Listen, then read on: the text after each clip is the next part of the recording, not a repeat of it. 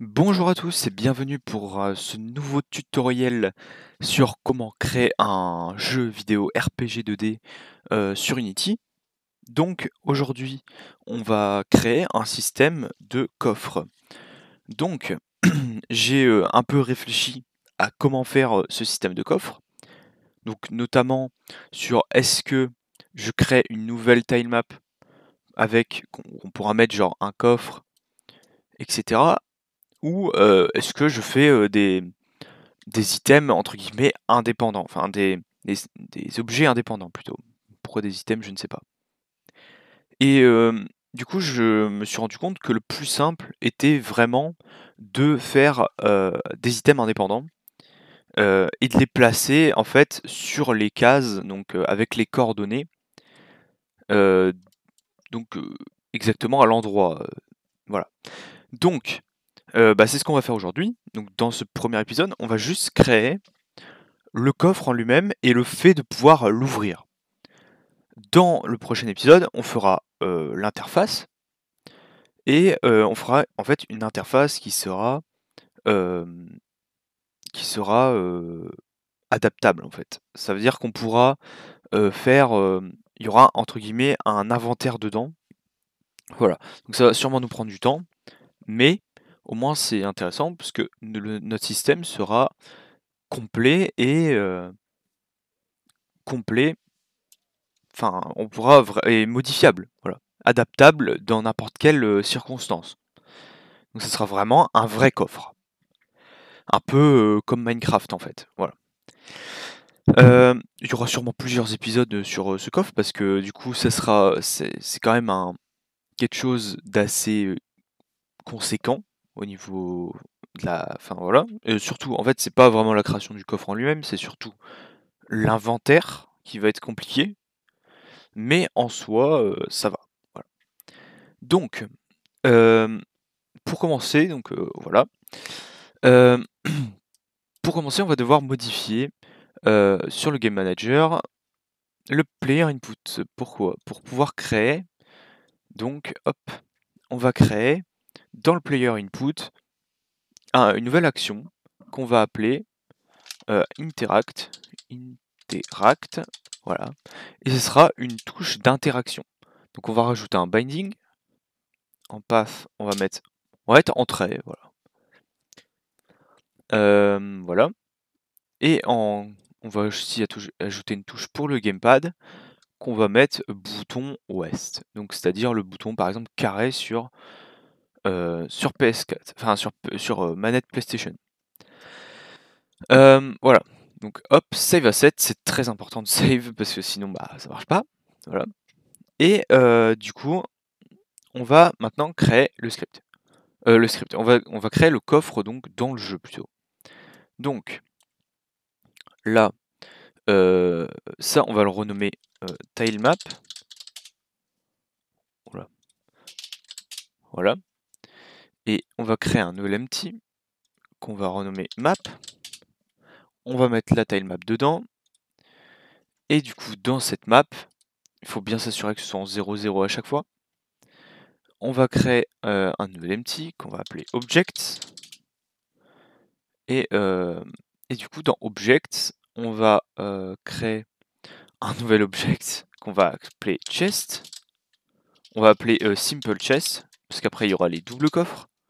Simple chest, oula, simple chest, voilà. Et du coup, sur ceci, on va mettre un sprite, square, qu'on va appeler graphique. Voilà. En sprite, donc on va mettre le sprite d'un coffre. Donc on va aller ici dans nos assets, objects, et on va mettre le coffre 0. Voilà. Pouvoir voir le coffre. On va mettre aussi en order in layer, on va mettre 3. Voilà. Puisqu'il faut que ce coffre soit visible. Donc, pour maintenant le placer sur la carte, il va falloir le placer manuellement. Donc, c'est-à-dire que on va devoir rentrer ses coordonnées. Donc, on peut voir que chaque case correspond chaque tile correspond à du coup une unité dans Unity. Donc c'est-à-dire que le centre, c'est toujours un nombre avec 0,5 dedans. Donc pour placer le chest, on va devoir mettre une position avec 0,5.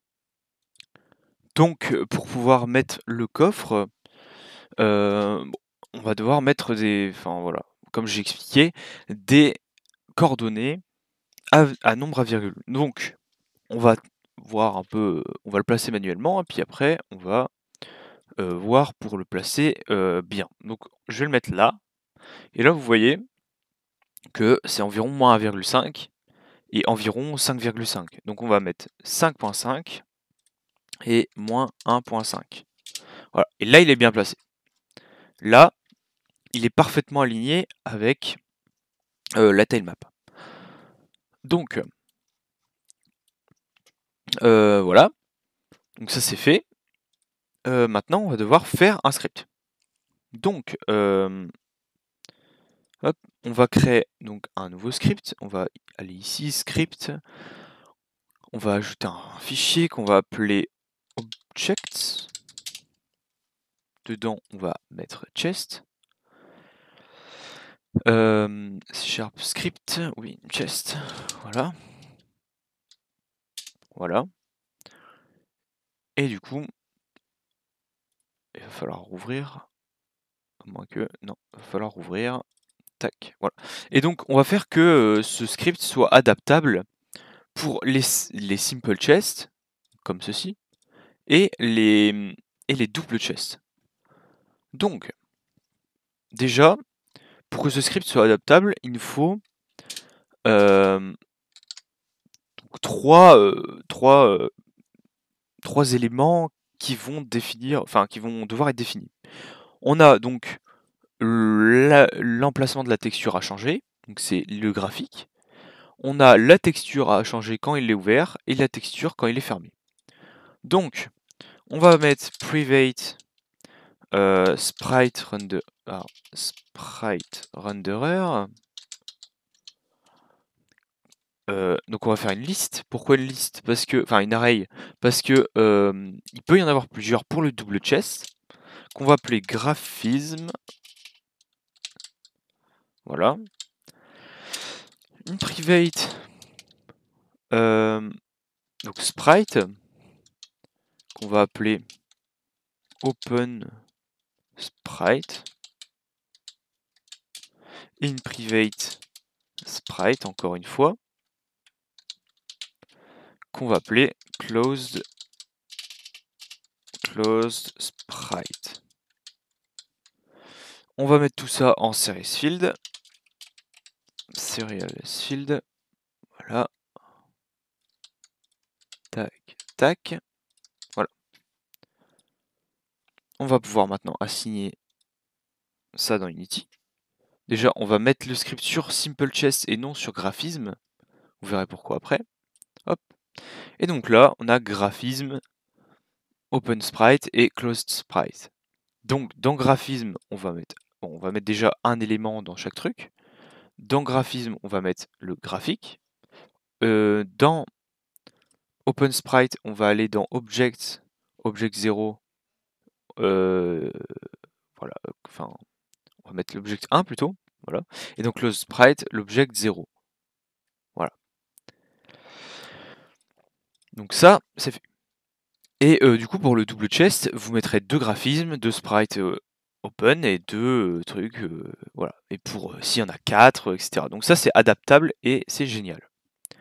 Maintenant, il va falloir, du coup, on va faire deux boules, donc deux booléens. Donc on va faire un private bool. Est-ce que il peut ouvrir le coffre, donc is reach, donc ça veut dire est-ce qu'il est prêt. Donc on va mettre égal à false. On va mettre un autre private bool et on va appeler open est égal à false. Hop. Du coup, voilà. Ce qu'on va faire aussi, donc du coup, c'est qu'on va rajouter une nouvelle void, donc voilà, qu'on va appeler onTriggerHunter2D. Alors, ce que je vais faire, c'est que le coffre ne pourra être ouvert que quand on est à proximité. Donc pour ça, il va falloir faire une zone où est-ce qu'on peut ouvrir le coffre. Cette zone, on va utiliser un collider pour la faire. Donc on va aller dans Add Component, Box Collider, 2D, très important, 2D. Voilà. Et donc là, vous voyez qu'il y a cette zone, du coup. Et on va le mettre en isTrigger. isTrigger, ça veut dire que on peut passer à travers. Et en size, on va mettre 2 en size, voilà. Et donc dans cette zone, on pourra ouvrir le coffre. Ce qu'on va faire aussi, c'est qu'on va rajouter un collider ici, un box collider 2D, voilà, qui cette fois-ci ne servira que de collision. Donc on va, voilà, et voilà. Hop, voilà. Donc voilà, comme ça, le joueur ne pourra pas passer dedans. Maintenant, on va aller ici et on va pouvoir créer nos deux voids. Donc private void on trigger hunter 2D. Donc quand il va rentrer dans le truc, et on va mettre que si ce qui rentre dedans c'est un, donc si ce qui rentre dedans il a le tag player, donc c'est-à-dire c'est le joueur en gros, et ben isReach égale true. A l'inverse, on va pouvoir copier-coller cette méthode. Hop, et là on va mettre exit. Et si du coup le truc qui se barre c'est le joueur, alors isReach égale false. Donc maintenant on va pouvoir tester en mettant du coup le debug mode, puisque pour voir si isReach c'est activé ou pas.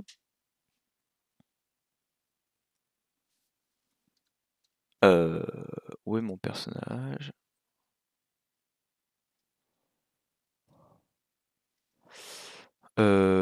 Petit. Alors c'est. Je sais pas si c'est un bug, mais.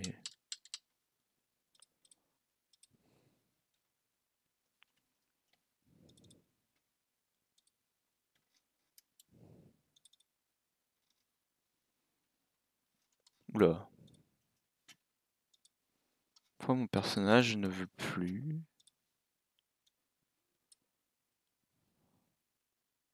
Ah, Missing Sprite.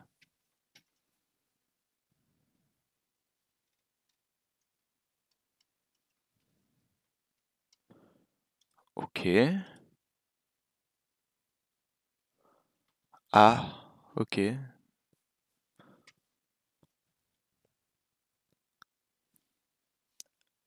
Bon, je vais régler ce problème. Je sais pas pourquoi il y a ce problème, mais bref. En gros, il n'y a plus le sprite du personnage. C'est très bizarre. Mais cette texture s'est réinitialisée, j'ai l'impression. Enfin bref, je vais régler ce problème et je vous dis à tout de suite. Voilà. Donc pour régler ce problème, j'ai dû remettre tous les sprites dans les animations. Voilà. Donc ça remarche. C'était voilà, Unity qui fait de la merde, encore une fois. Euh, donc voilà, donc on va pouvoir tester le isReach et ça ne marche pas. Ah oui, ça ne marche pas parce que je n'ai pas mis le tag player sur mon joueur. Et donc normalement ici, ça devrait marcher. Voilà. Donc isReach est fonctionnel. Donc on va pouvoir mettre le tag player sur notre joueur, sauvegarder. Et ici, du coup, pouvoir faire le système pour voir si... pour ouvrir le coffre en fait, tout simplement. Donc, il va falloir importer. Donc ce que je vais faire, c'est que quand on est assez proche, on va pouvoir appuyer sur une touche qui va ouvrir le coffre. Donc, ce qu'on va avoir besoin, c'est un private game manager, qu'on va appeler manager, qu'on va définir dans la void start. J'ai oublié, oh là, j'ai oublié une petite truc, voilà. On va faire manager est égal à game manager.getInstance. Hop. Et du coup, voilà. Donc on a notre game manager. Et maintenant, on va devoir récupérer donc les input actions du game manager. Donc on va créer une private. Ah oui, j'ai oublié d'apporter. Je vais un peu vite, je vais aller un peu plus lentement. Il faut importer donc le input system pour pouvoir utiliser donc le système d'input action. Donc on va déclarer une nouvelle private input action. Voilà, qu'on va appeler interact action. Et ici, on va mettre que interact action est égal à manager.getInput .action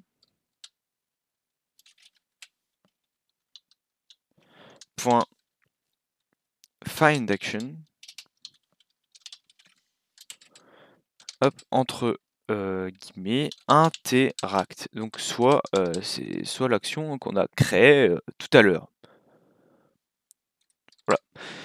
Et donc là dans la void update, private void update, on va dire qu'on va créer un float. Pourquoi? Parce que c'est toujours un float en fait, input action, qu'on va appeler interact est égal à interaction action .read value. Voilà, et là float. Voilà. Donc en gros ce qu'on dit c'est tu vas aller voir l'input action interact et tu vas me dire si tu appuies ou non sur la touche. Et donc maintenant il faut dire que si on est proche et que si on est proche du coffre et que on appuie sur la touche, alors on ouvre le coffre. Donc on va faire if is reach et que interact supérieur à 0. Voilà. Alors, on va dire que open égale à true. Et on va dire que if, on va mettre un deuxième if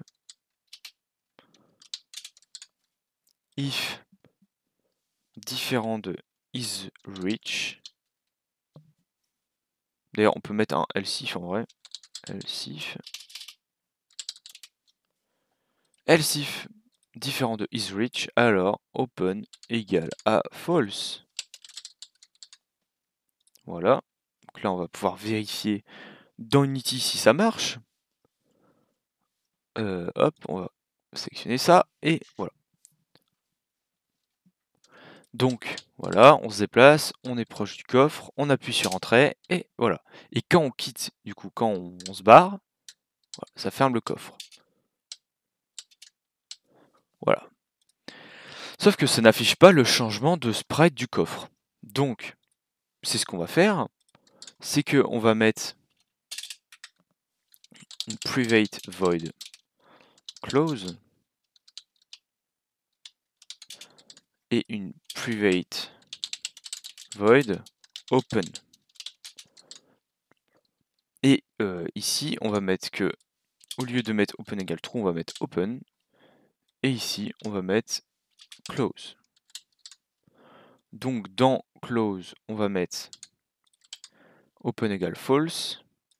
Et dans open, on va mettre open égale true.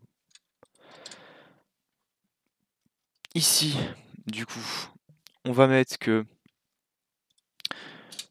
for i allant de 1 à graphisme.length. Donc en gros, pour chaque, je vais le marquer en truc, pour chaque graphisme, enfin pour chaque sprite, sprite renderer, on va assigner la texture, donc graphisme i .sprite est égal à sprite, non c'est OpenSprite i. Voilà. Et ici on va mettre la même boucle. On va mettre que pour chaque graphisme, closed sprite. Voilà. Hop. Du coup, on va pouvoir voilà, lancer le jeu pour vérifier. Et donc là, on n'a même plus besoin du debug mode, puisque normalement, voilà. Et quand on se barre, ok, donc c'est nickel, ça marche.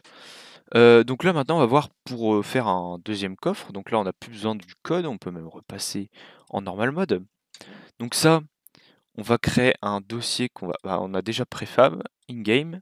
Et là on va mettre un nouveau folder qu'on va appeler objects. Dedans on va mettre un nouveau folders qu'on va mettre chest. Et du coup on va pouvoir glisser le simple chest ici. Comme ça on aura nos préfab. Et donc, on va pouvoir dupliquer ce chest. Tac. On va le unpack de la préfab.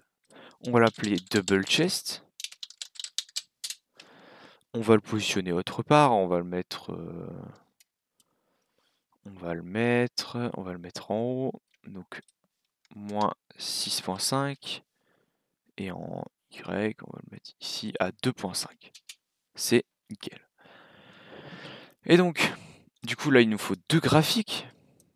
Donc, on va dupliquer graphique 2. Donc, graphique R. Donc, for right. Ici, graphique left. Voilà. On va du coup mettre que le coffre n'est pas situé. Enfin, on va le mettre du coup non pas sur un virgule 5, donc sur une demi-case donc pour le centrer, mais on va le mettre sur quelque chose de rond comme pour qu'en fait le milieu soit ici. Donc on va le mettre à moins 6. Voilà. Et du coup ici on va mettre à moins 0,5 puisque c'est la gauche, et à droite on va mettre à 0,5.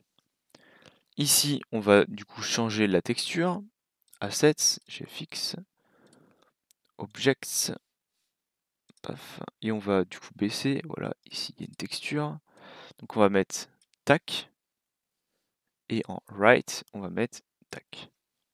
Voilà. On va aussi mettre le collider, donc les colliders il va falloir les modifier. On va le mettre comme ceci, paf, ici, voilà.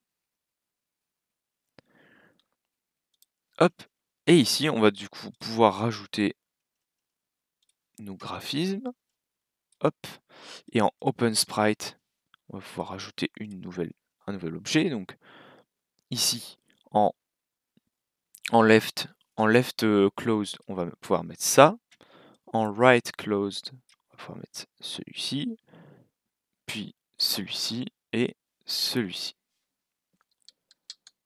Voilà. Et donc, ah oui, il va falloir aussi modifier la zone d'interaction. Enfin, quoique en vrai, elle est bien la zone d'interaction, je vais pas la modifier. Voilà. Et donc, là, si on lance, voilà, ça ouvre le coffre. Voilà, donc le système est fonctionnel. J'étais plutôt... Ah, 24 minutes quand même. Mais bon, au moins notre système est fonctionnel et adaptable en toutes circonstances. Du coup, j'espère que cet épisode vous aura plu. Dans le prochain épisode, ce sera sûrement soit je vais faire la deuxième partie du coffre, soit je vais faire autre chose. Mais je pense que ce sera la deuxième partie du coffre avec le début d'un inventaire à l'intérieur du coffre. Donc un inventaire qui sera quand même assez simple, mais voilà. Donc voilà, j'espère que ça vous aura plu et je vous dis à la prochaine pour un nouvel épisode de la série. Allez, bye!